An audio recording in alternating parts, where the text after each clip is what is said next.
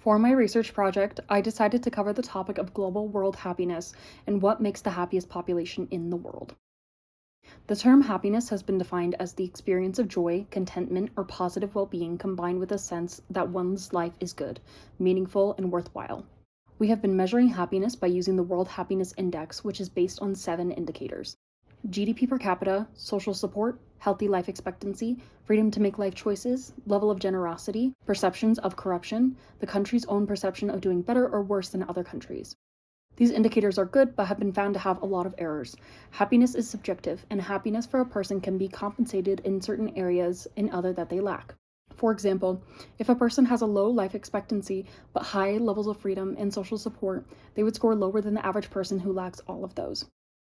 Other errors exist in determining what best measures how happy populations are. Scholars have found 2 ways to look at it. One is subjective well-being, which looks at the actual factors in a person's life. The other looks at well-being in terms of life satisfaction. To get the whole picture of the World Happiness Index, we need a combination of the 2. This chart shows the inner and outer qualities of what makes a happy person, and how their chances and circumstances affect their results. And this chart boils down to including outside circumstances, like the society and environment they live in, and inside circumstances, like health, gender, relationships, and self-awareness a person has.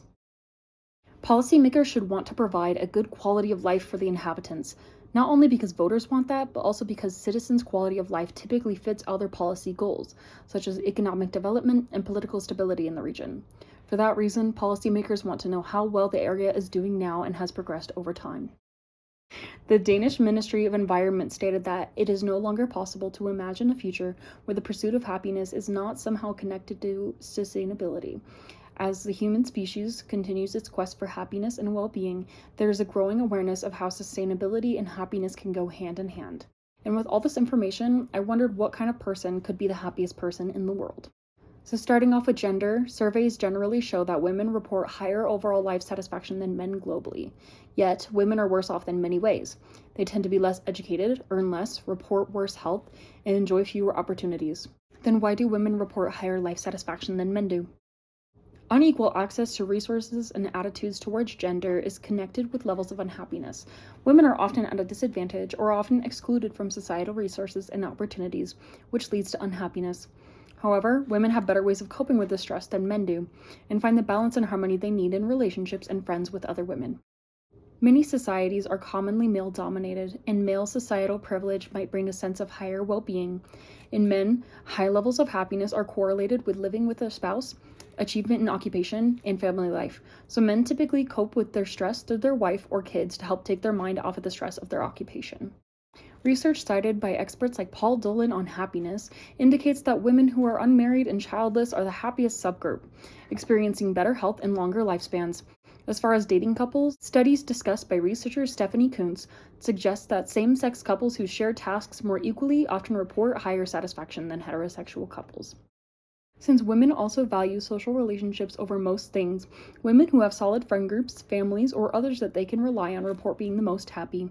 So according to this, the happiest person would have to be an unmarried woman or a woman in a homosexual marriage or partnership, who is childless and has a solid friend group or family. In addition to gender, age has been identified as a very important factor that is also related to happiness.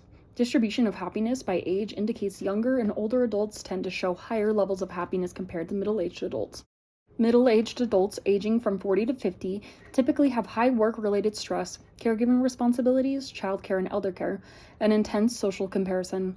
However, a lot of places do not have this phenomenon, like Europe, for example, so the age depends on the outside circumstances.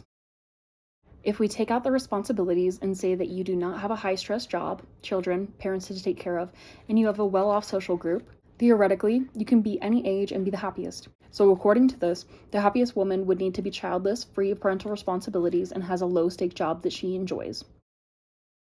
The happiest jobs were reported being healthcare professionals and teachers, and the reasons behind this was their direct ability to help people and make a fulfilling difference in others' lives.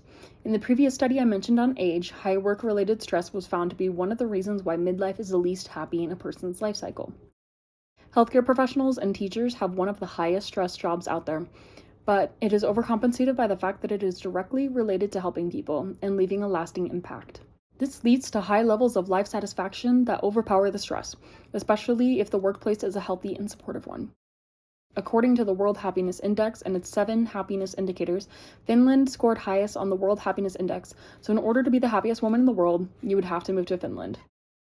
Theoretically, according to my research, in order to be the happiest person in the world, you would need to be a woman who lives in Finland, is unmarried or in a homosexual partnership, who is child-free, has a solid group of people you can rely on and care about.